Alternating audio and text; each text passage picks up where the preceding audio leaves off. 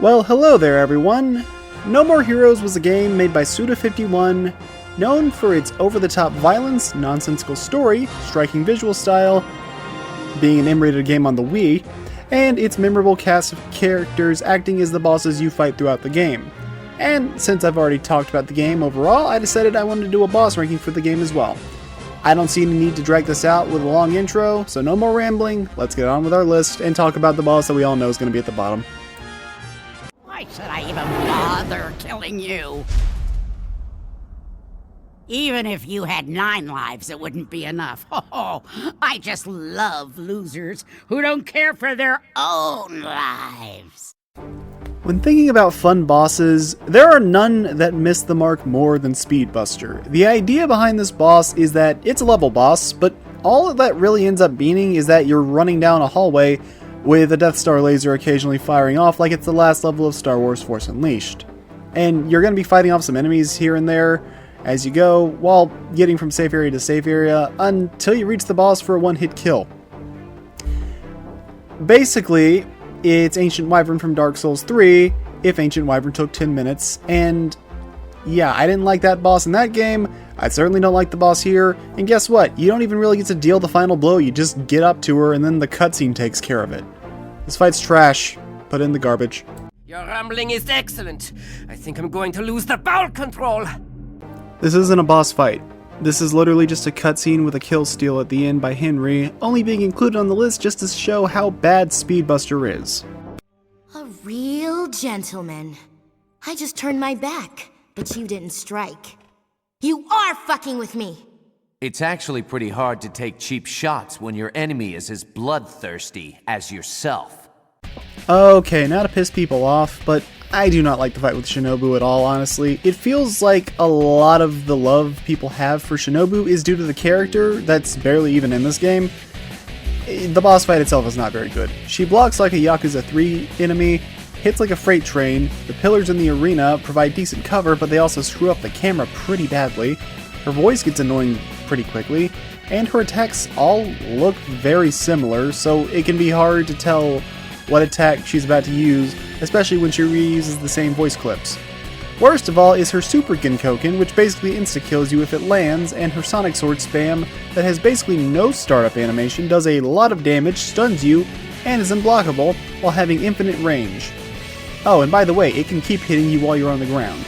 This shit is like Melania's waterfowl dance levels of bullshit, if I'm being real here. Some people may like this fight for the challenge she provides, but I can't say I'm a big fan. And the food, good? Unfortunately, the atmosphere was a facade. Not once did my own daughter look me in the eye. The best part of Dr. Peace is his cutscene with him singing. Because his singing is awesome and the dialogue the two have is one of the best parts of the early game. Unfortunately, the fight is by far the easiest boss in the game, Let's Shake notwithstanding. He likes to stay near the mic and shoot at you with his golden guns, but that's about all he has up his sleeve, and it's a fight with some cool character but not a lot of content. Though, I guess that's fair because this was supposedly one of the first boss fights they made for the game alongside Destroy Man. Otherwise, this is by far the easiest fight in the game, no question, but still one I kinda like, I just wish it was better.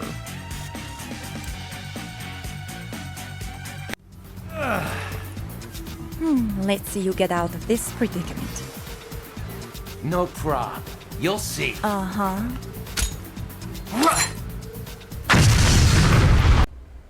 Holly Summers is a boss I respect more than I actually like.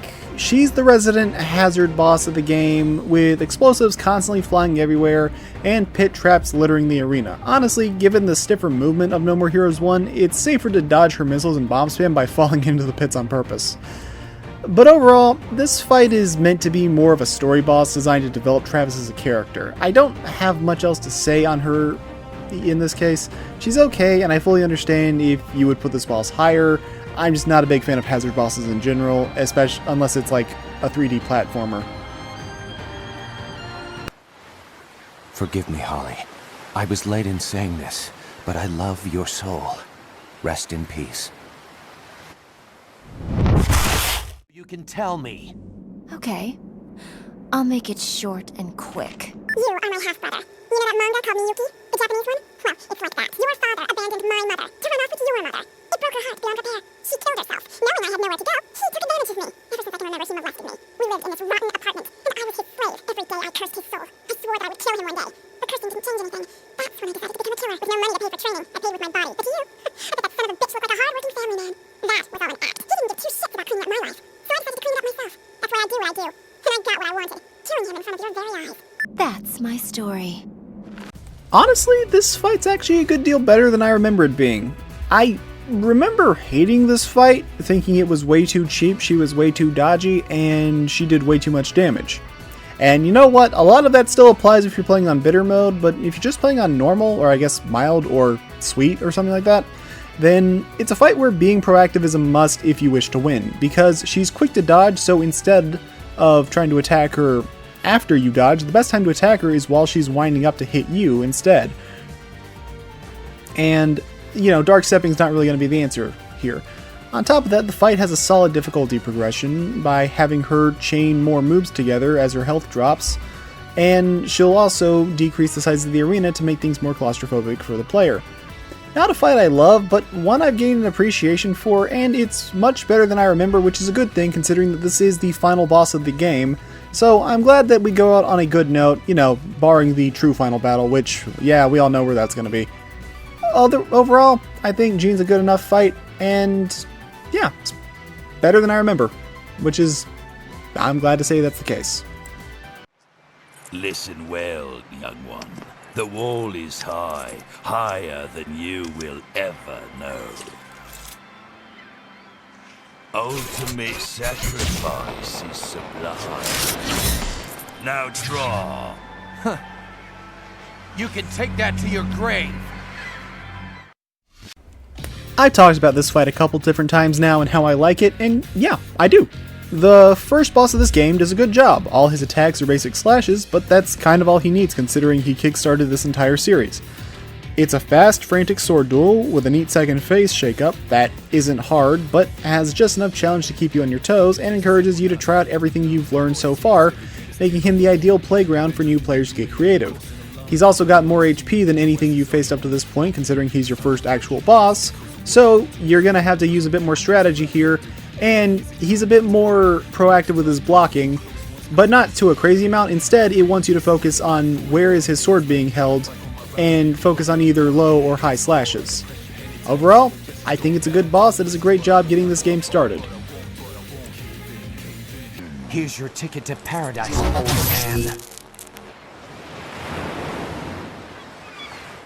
I guess it's time for a wake-up call. Destroy power!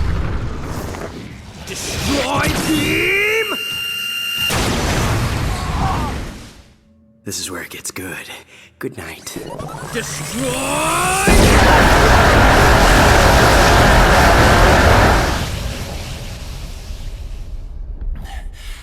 That was quite a move.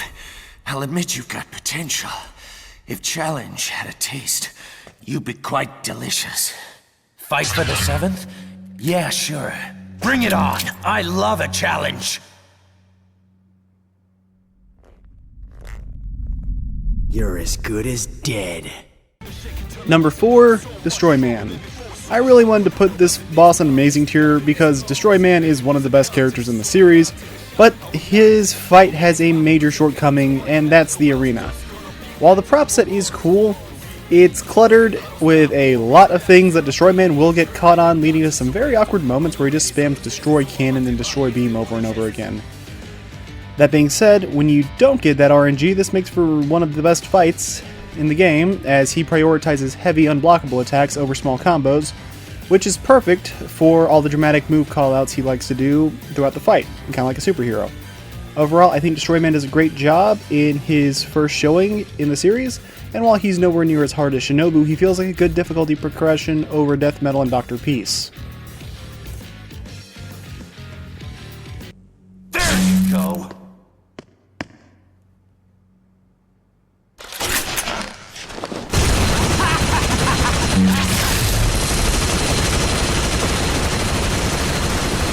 You, ladies and gentlemen, are lucky. So lucky. lucky that you might even get lucky. Now, one of you lucky people will be chosen to be up here with me. Who's it gonna be? The lucky person is... you! Do you believe in magic, boys and girls? Because Harvey is here to put on quite the show, and he does a great job. This fight makes good use of his skills as a magician to give one of the most creative fights in the series with his ability to send out doves, trap you in a box, change your weapon, invert your camera, and other things.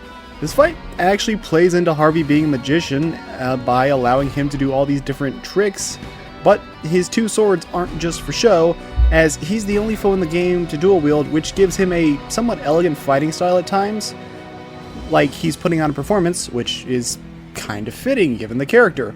And the dual swords also mean he has an increased block rate over other foes to offset his low HP, so good dodges and dark steps are a must if you wish to really defeat him anytime soon. Overall, Harvey may not have become a mainstay in the series like other characters in the top 4, but he'll live on as one of those really cool boss fights that I'll remember for a long time because of just how unique it is and how fun it was. It's dark! Somebody turn on the lights! I can't see shit! You're no assassin. You're just a perverted killing maniac. In essence, they're the same. Don't go on thinking you're better than me. You think you're hot shit. Who the fuck do you think you are? Come on! Right on the cusp of Amazing Tier, we have Bad Girl to give us a true challenge, and give some thanks to Charlotte because she's single-handedly pulling up the average of all the other underachieving girls on this list. She's a drunk and a brute going in mostly on strength while keeping her technique simple but refined. This isn't a boss fight with any crazy long combos. Instead, she focuses on heavy attacks with clear telegraphs, and she's one of the few bosses in the game with 3 phases, as she'll gain the ability to put ads in the arena. At first, it may seem like a major threat, but quickly it becomes free power-up fodder, and if you wanted to grind triple 7s, this might actually be the place to do it. Then, in her final phase, she lights her bat on fire, adding some extra AoE effects to her moves, as well as an extremely powerful slam that sends out a shockwave requiring you to dodge roll instead of just dark stepping. And her crying, which initially seems really cheap, is actually a bit of an interesting move to it, because there's clear telegraphs here, where if she has one hand on the bat, she's baiting you into a trap to instantly kill you, while if she has both hands on her face, she's being genuine and you're actually free to go in. Of course, this can be risky, and if you can't tell, then it's actually better to just go and attack her when she starts swearing very loudly, to let you know that, yeah, that plan didn't work. Overall, Charlotte does a great job as the gatekeeper to the endgame, but what keeps her out of the Amazing Tier for me is the RNG, where she can get a little too happy with spawning out enemies if you're unlucky, which doesn't make the fight hard, it just wastes time, because as far as I can tell, she's basically invincible when spawning the enemies, and it pretty much relegates the last phase of the fight to the back left corner of the arena. Still, a great boss, and it's kind of surprising that she'd go on to become one of the main characters of the entire series. Plus, her boss theme is one of the catchiest ones in the series. It's also the one that gets used in the trailer for this game on PC. I won't lose. I will never lose. I give up. You win. Yes, I've won.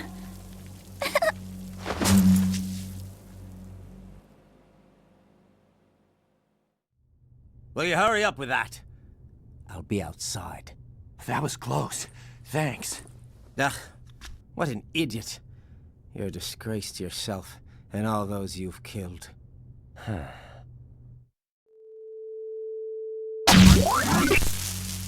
And a surprise to absolutely no one that's gotten this game's true ending, I have Henry as the best boss. Yeah, Speedbuster at the bottom, Henry at the top. Not the most original list out there, but hey, that's not really a big deal. Henry is the hardest fight in this game and has by far the most health to go along with it, but he has the ability to push this game's somewhat clunky combat to its limit without going overboard and feeling cheap. He has his insane anime slash combo, which seems relentless, but if you dodge the finisher, he's wide open, and his combos have so many extra light attacks thrown in that he's just asking for you to dark step him. He's got a sliding slash to keep you from just shuffling around to try to bait out dark steps. He's got a circular slash to keep you from hugging up against him for too long. And then he's got projectiles that he can create to fire out kind of like Harvey's doves, but instead made of lasers, and, well, I mean, to be honest, those attacks are basically pointless and not dangerous at all. And we can't forget the awesome finishing move he has. As you liked. It's time for you to sleep.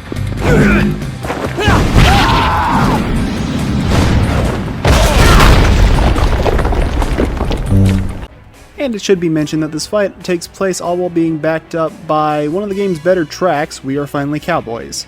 And having the final battle take place in the parking lot where the whole game began is just some really cool bookending.